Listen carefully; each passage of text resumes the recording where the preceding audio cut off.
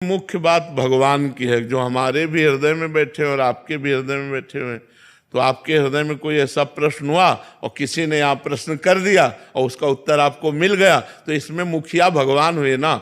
मुख्य तो भगवान हुए, जो प्रश्नकर्ता से वही प्रश्न कराया जो सैकड़ों लोगों के हृदय में चल रहा था, और उत्तरकर्ता के हृदय में बैठ के उत्तर दे दिया। तो प्रश्नकर्ता और उत्तरकर्ता और श्रोता तीनों में मुख्य भगवान हुए कि नहीं हुए? तो भगवान का ही ये सारा खेल है। पर महाराज जी, अगले दिन ही कैसे होता है कि प्रश्न का उत्तर अपने आप ही आ जाता है? हाँ, तो भगवान का ही खेल है, इसमें हमारा क्या खेल? हम तो कक्षा 9 पढ़े, हमें तो कुछ ज्ञान नहीं है, भगवान ही सब बुलवाते हैं। अनन्या सिंह जी।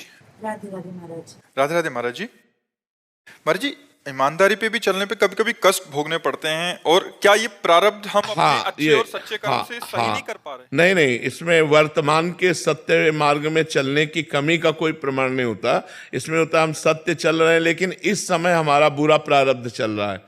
तो देखा जाता है कभी कभी धर्मात्मा पुरुष दुख भोगते हुए और पापात्मा पुरुष सुख भोगते हुए।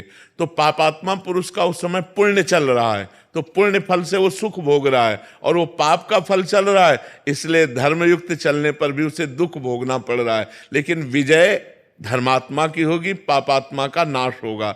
जैसे कुछ समय तक 12 वर्ष का वनवास, 1 वर्ष का अज्ञातवास पांडवों को भोगना पड़ा, और सम्राट पद पर दुर्योधन बैठे खूब फूला, लेकिन अंत में हस्तिनापुर नरेश महाराज युधिष्ठिर हुए और कौरवों का सम्यक विनाश हुआ।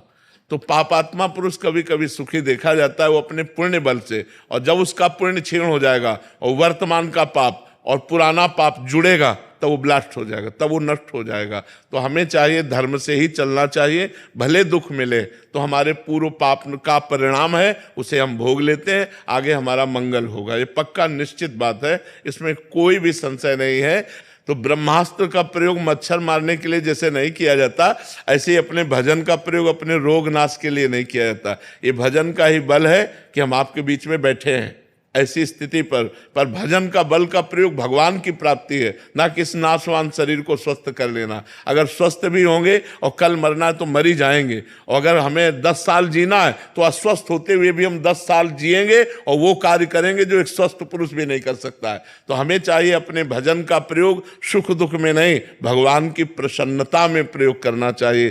तो भगवान प्रसन्न हो गए तो जा पर कृपा राम की हुई, ता पर कृपा करे सब कोई, सब मंगल हो जाएगा, सब आनंद हो जाएगा।